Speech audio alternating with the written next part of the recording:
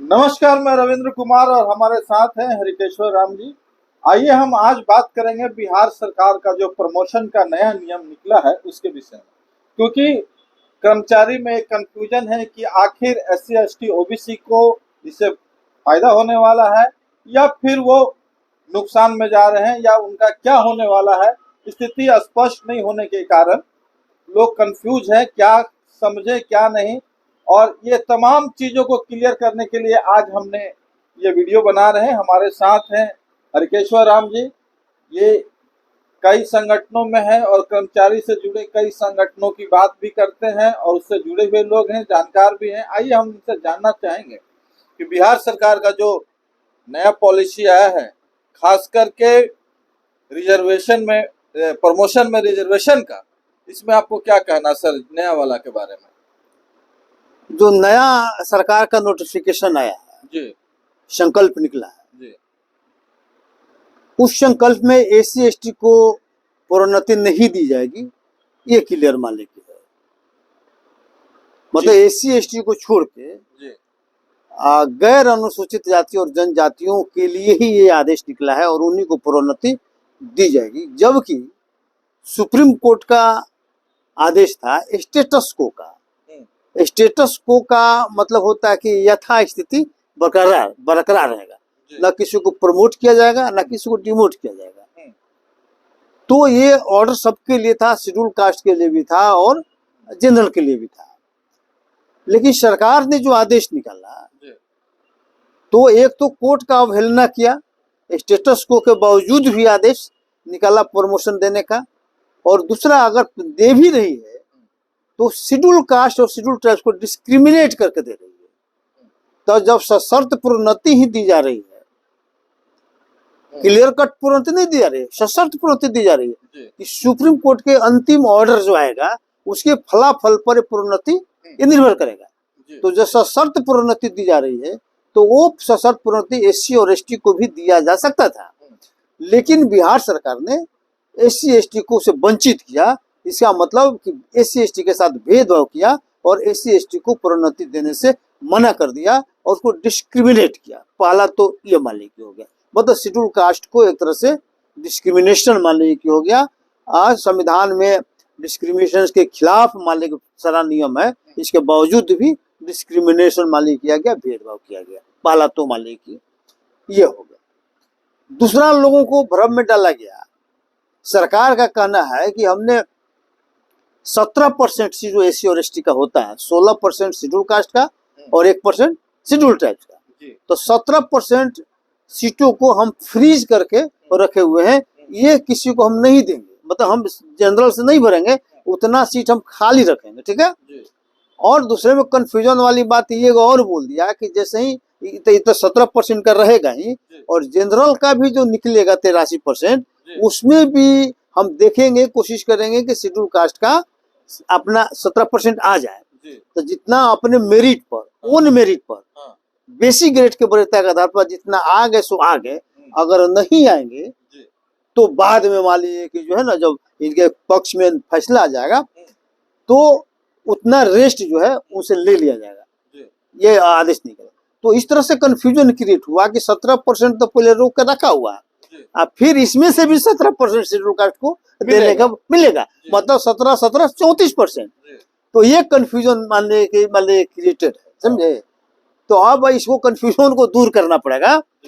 तो जो लिटरली पढ़ेगा, ऐसे शाब्दिक अर्थ से शब्दावली से पढ़ेगा, तो उसको स्पष्ट लगेगा कि भाई तो 34% शेड्यूल कास्ट को दे दिया। जी जी बिल्कुल। लेकिन वास्तविक स्थिति है कि शेड्यूल कास्ट के सीट को रिजर्व नहीं रखा जा रहा है, नहीं रखा जा ना, ये सिर्फ वैचारिक है। देखो, नोशनल मान लीजिए होता है कि नोशनल रूप में रखा जाएगा, वास्तविक रूप में नहीं रखा जाएगा, ठीक है। तो शेड्यूल कास्ट का जो सीट है वो भी जनरल से भर दिया जाएगा। अच्छा, जनरल से भर दिया जाएगा, ठीक है। तो जब जनरल से भर जाएगा तो इसका प्रमाण ये है कि अगर जनरल से अगर नहीं भरता तो जनरल को स्थानापन्न प्रोन्नति नहीं देता। तो आप जानना चाहिएगा कि स्थानापन्न प्रोन्नति क्या होता है। हाँ, बताया जाए, क्लियर किया जाए। तो स्थानापन्न प्रोन्नति में होता है कि जिसका हक है प्रोन्नति पाने का, किसी कारण से हाँ उसको आप नहीं दे पा रहे हैं, हाँ, नहीं पहुंच पा रहा। नहीं आप नहीं दे पा रहे हैं अच्छा। किसी कारण से, हाँ या तो मान लीजिए किसी का बिजनेस का है, चाहे किसी का मान लीजिए कि FIR किसी पर है, या मान लीजिए कभी रिजर्वेशन प्रॉब्लम मामला पेंडिंग है, हाँ तो जो जिसका हक है शेड्यूल कास्ट का, तो उसको आप नहीं दे रहे हैं, उसके बदले में दूसरा को आप दे दिए, ठीक है। हाँ तो उसी को स्थानापन्न प्रोन्नति कहते हैं, जिसका हक है उसको नहीं देके दूसरे को दे दिए, ठीक है। जी। उससे ये होगा कि जैसे ही आप ये योग हो जाएगा, जब उसको प्रोन्नति देने की बारी आएगी, तो ताकि उसको हम डिमोट करके इसको हम बैठा देंगे। स्थानापन्न उसी स्थिति में दिया जाता है। तो अगर बताइए कि जनरल सीट वाले लोग अगर शेड्यूल कास्ट और शेड्यूल ट्राइब्स का सीट नहीं लिए रहेंगे, तो स्थानापन्न प्रोन्नति देने का क्या मतलब है? जी बिल्कुल है, फिर उनको डिमोट करने के बाद क्यों कह के रहिए? अगर वो अपना ही सीट पर जाते तो फिर स्थानापन्न नहीं होता। तो चूंकि शेड्यूल कास्ट का सीट ले रहे हैं, शेड्यूल कास्ट का सीट उनको दिया जा रहा है, इसलिए स्थानापन्न प्रोन्नति दिया जा रहा है। ये भी कह रहा है कि उनको डिमोट भी किया जा सकता है जब शेड्यूल कास्ट के पक्ष में आप फैसला आ जाएगा। तो कहने का मतलब कि आपका सीट भाड़ा खाली नहीं रखा जा रहा है, बल्कि जनरल से भर दिया जा रहा है। अगर जनरल से नहीं भरा जाता तो स्थानापन्न प्रोन्नति का जिक्र उसमें नहीं आता। तो इस तरह से लोगों को धोखाधड़ी में रखने का बात हो गया। सर दूसरा सवाल आपसे ये है कि ये जो फैसला है सरकार का, इसके दूरगामी परिणाम क्या हो सकते हैं समाज पे और खासकर कर्मचारियों पर?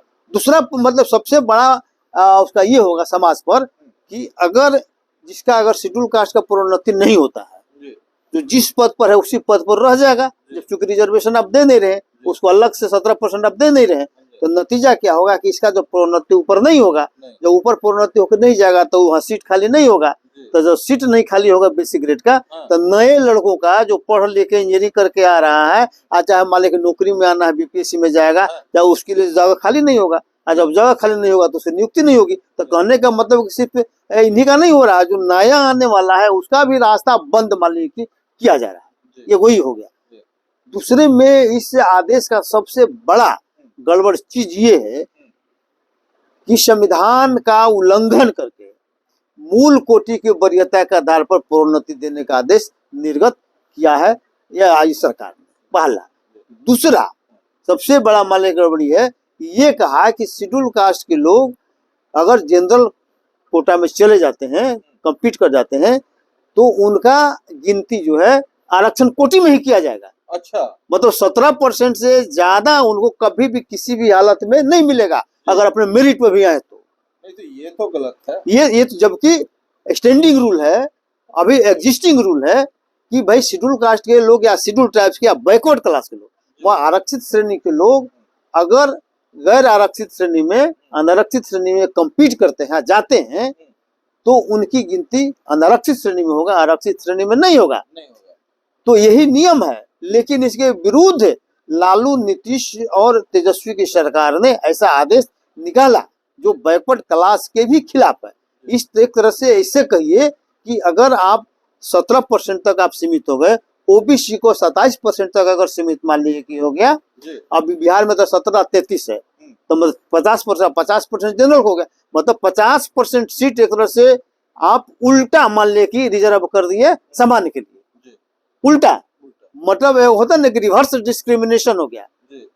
आपको शेड्यूल कास्ट के हक में काम करना था कि भाई किसी को उसका अपना हक मिल जाए, तो आपने उसको सीमित कर दिया और 50% जो सीट है आपने जनरल को एक तरह से उसको आरक्षित कर दिया। जैसे सर 15% वालों को आप दे दिया 50%। सर जैसे सरकार का जो कहना है कि पिछले 8 सालों से जो सीट वैकेंट है प्रमोशन के कारण, ठीक है, इसको पूरा करने के लिए जो वैकल्पिक व्यवस्था है उसको अपनाया गया है। जैसे अभी केस चल रहा है सुप्रीम कोर्ट पे, फैसला कब आएगा, नहीं आएगा, किसके पक्ष में आएगा, लेकिन जो 8 साल से जो सीट वैकेंट है उसके वजह से कई सरकारी कामकाज में बुरा प्रभाव पड़ा। क्या सरकार का दावा खोखला है या क्या है सर? नहीं, ये बात तो सही है कि जो प्रोन्नति वाला पद खाली रहेगा तो कार्य पर विपरीत प्रभाव पड़ेगा, इसमें कहीं कोई दिक्कत नहीं, प्रभाव तो पड़ेगा। उसमें हम लोग सहमत भी हैं, हम लोग चाहते भी थे। लेकिन ये आपने कहा किया कि शेड्यूल कास्ट शेड्यूल ट्राइब्स को डिस्क्रिमिनेट करके आपने क्यों किया? सर दूसरा सवाल ये है कि सर क्या ये कोर्ट के अलावा यहाँ मिल बैठ के इस बात का समझौता नहीं किया जा सकता? समझौता कैसे होगा? नीतीश कुमार किसी से बात करेंगे तब ना। वो किसी से बात नहीं करना सका SC/ST के वो खिलाफ मानसिकता मान लेकर उनका हो गया है। एक कोर्ट में केस तभी गया जब सरकार और कर्मचारियों के बीच किसी बात पर विभेद हुआ। हाँ नहीं ठीक है, कोर्ट में चूंकि मान लीजिए कि हाई कोर्ट के विरुद्ध हम लोग गए, अब मान लीजिए कि सरकार के विरुद्ध उन लोग गया तो वो सब ठीक है, तो फैसला मान लीजिए अंतिम फैसला जब भी होगा होगा। लेकिन हम लोग कहने का मतलब कि शेड्यूल कास्ट को डिस्क्रिमिनेट करने का क्या कारण पालना। दूसरा, आप देते उसी शर्त पर, तो हमको भी उसी शर्त पर देते, लेकिन आपने वो नहीं किया। दूसरा, बेसिक ग्रेड की वरीयता को आपने क्यों लागू किया, जबकि संविधान में 85th अमेंडमेंट लागू है और उसको सुप्रीम कोर्ट ने भी ओके किया है। फिर आपने कैसे मान लेके नहीं किया, आप बेसिक ग्रेड की वरीयता को आपने लेकर बढ़ गए। तीसरा, आपने लोगों को ये कहा कि जो आरक्षित श्रेणी में कि लोग अगर सामान्य कैटेगरी में आ जाएंगे तो उनका गिनती हो जाएगा आरक्षित श्रेणी में, ये आपने कहां से कर दिया। तो ये ऑब्जेक्शनेबल बात है और ये आरक्षण विरोधी ही कर सकता है, ये सामाजिक न्याय का विरोधी ही मान लेके करेगा। ये सामाजिक न्याय का पक्षधर आदमी, आज जो न्याय प्रिय आदमी होगा, जो संविधान का आदमी होगा, वो नहीं करेगा। सरकार से क्या मांग करना चाहिए? अब सरकार से मांग रहेगा कि आप उसको सुधारिए अपनी गलती को। अगर नहीं गलती को सुधारते हैं तो शेड्यूल कास्ट, शेड्यूल ट्राइब्स के लोग आपके खिलाफ चुनाव में आपके खिलाफ वोटिंग करेंगे, निश्चित रूप से वोटिंग करेंगे। आप अभी इलेक्शन के समय इस तरह का निर्णय जो है ये पागलपन के अलावा कुछ भी नहीं है। पता नहीं नीतीश कुमार कहाँ से गाइड होते हैं। चलिए, बहुत बहुत धन्यवाद। इन्होंने साफ साफ शब्दों में स्पष्ट कर दिया है, ये कर्मचारियों के लिए भी और सरकार के लिए भी, कि क्या कुछ समाज में नुकसान होगा और क्या कर्मचारियों को नुकसान होगा। वीडियो कैसा लगा कमेंट बॉक्स में जरूर बताएं। अगर आपको इसमें कोई सुझाव देना है तो कमेंट करके जरूर सुझाव दें, ताकि हम लोग अगले वीडियो में इसको जोड़ सके, उसमें नई सुधार नीति को बता सके। मैं रविंद्र कुमार, हमारे साथ हरिकेश्वर राम जी। जय भीम, जय भारत, जय संविधान।